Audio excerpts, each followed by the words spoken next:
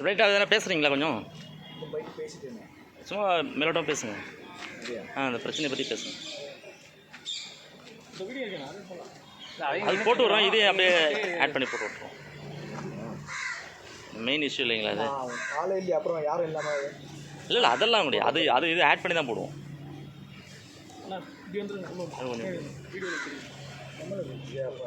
வாங்க பொருளாளர் போஸ்டர் கூட இருக்கு.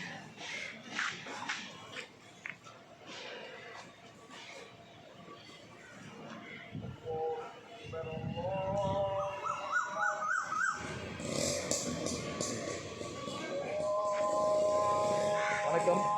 இப்போ பார்த்தீங்கன்னா பச்சையம்மன் கோயில் பகுதிவாழ் பொதுநல சங்கம் சார்பாக இன்றைக்கி ஒரு கவன ஈர்ப்பு ஆர்ப்பாட்டம் நடந்தது. நான் அதனோட தலைவர் சேப்பாக்கம் சுரேஷ் என் பேர்.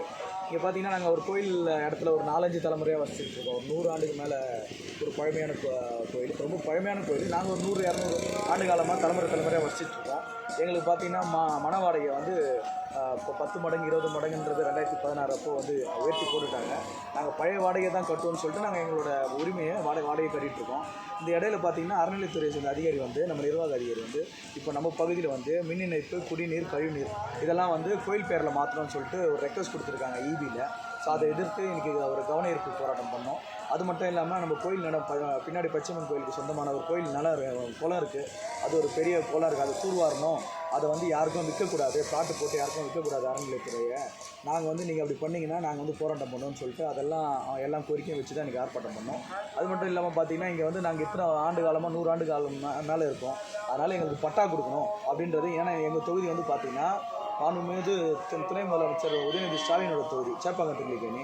நாங்கள் 100 வருஷத்துக்கு மேலே இருக்கிறோம். எல்லாம் வந்து 300 ஸ்கொயர் ஃபீட் 400 ஸ்கொயர் ஃபீட்டுன்னு சின்ன இடத்துல தான் கட்டிகிட்டு இருக்கோம். நாங்கள் ஒன்றும் 5 கிரவுண்டு 10 கிரவுண்டுன்னு பெரிய இடம் வச்சில்ல. அதனால் எங்களுக்கு எல்லாருக்கும் பட்டா கொடுக்கணுன்றதை துணை முதலமைச்சருக்கு நாளன்னைக்கு பிறந்த நாள் இருக்குது. அதுக்கும் அவருக்கு ஒரு கோரிக்கையாகவே வச்சுக்கிறோம். ஏன்னா எங்கள் பகுதி மக்களுக்கு அதை செய்யணுன்றது எங்களோட விருப்பம். நன்றி சார்.